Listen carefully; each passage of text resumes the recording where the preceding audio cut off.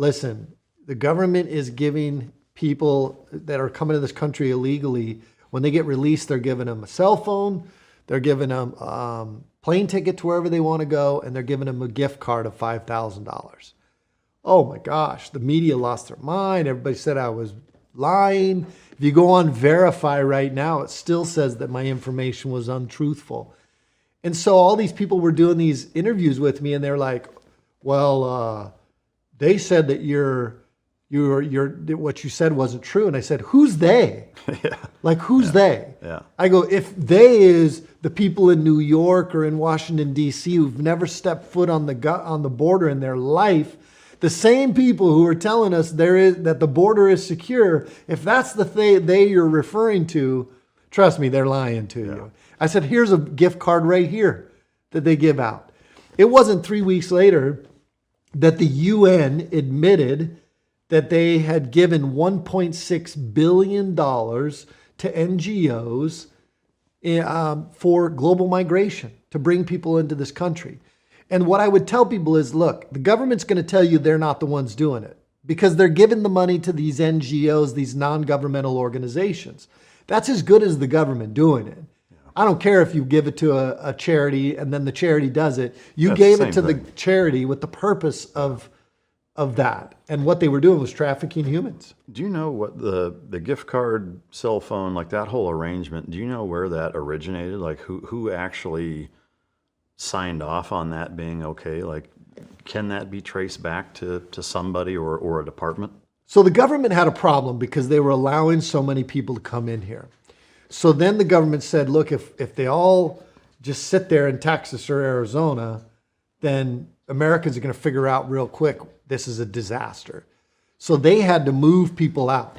Look, for every bus that they are angry that Texas or Governor Abbott sent or Governor Ducey from Arizona, remember how angry they were saying they were busing people up? For every one bus that Texas sent or Arizona sent, they were sending at least 10 buses, the government was, through these NGOs.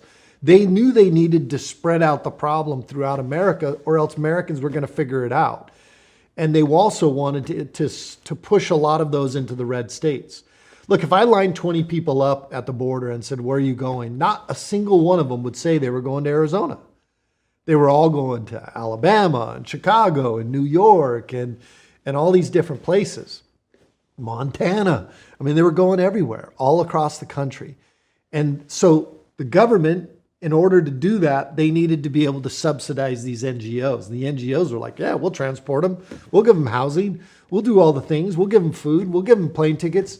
So then the government just starts kicking them more money.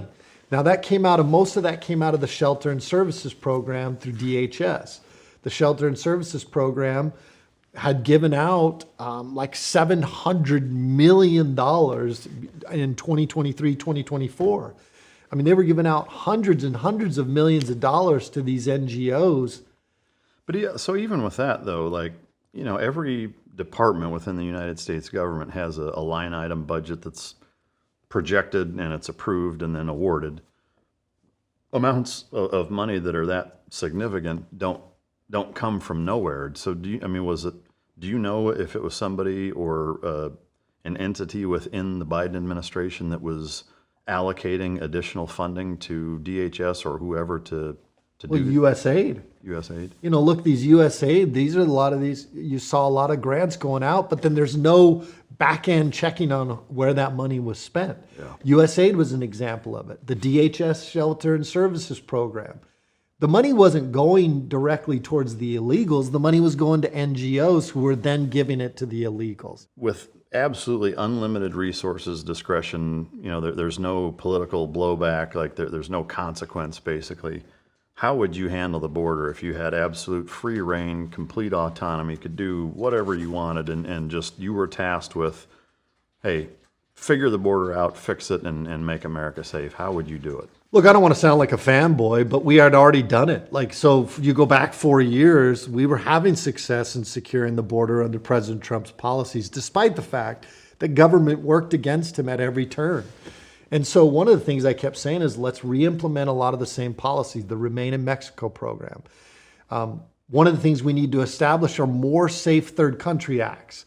So for anybody that's listening, a safe third country act would be you have an agreement with another country that says if somebody claiming asylum comes to your country first, that is a safe country.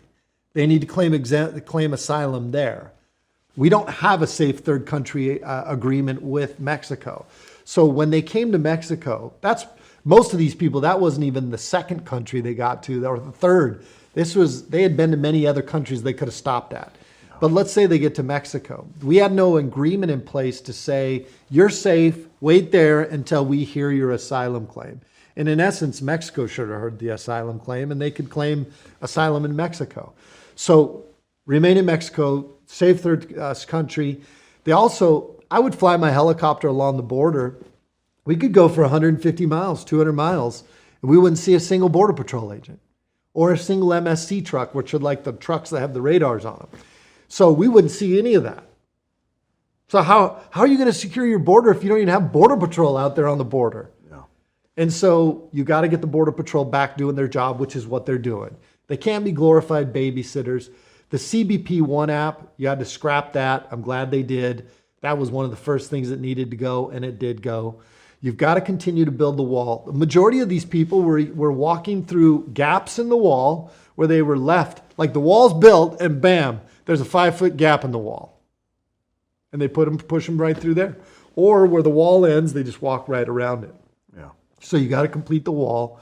The wall's not the end all be all, but it certainly is a very valuable piece. Yeah. You've got to continue to engage your local partners, your sheriff's offices, your police departments that are along the border. Stone Garden funding, I would increase the Stone Garden funding. I would bolster up big time what's on the northern border. Yeah. Even though the northern border is only getting a fraction of the people coming in, maybe 10,000. At the time, I think at the height of it was like 10,000 a month, where the other part was the southern border was getting 160,000 a month. Yeah.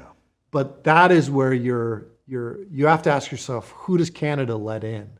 These are going to be people coming from a lot of special interest countries that we are not friendly with right now, coming from Iran, coming from all these other countries. You've got to figure, because that's where most of the terrorists that have been on the terrorist watch that have been caught on the northern border. Right. And so you've got to bolster up the northern border as well. And then you've got to push, and right now should be the time where you have the president of one party, you have Congress and Senate that are all of one party. So right now should be the time that you put some common sense immigration and immigration reform.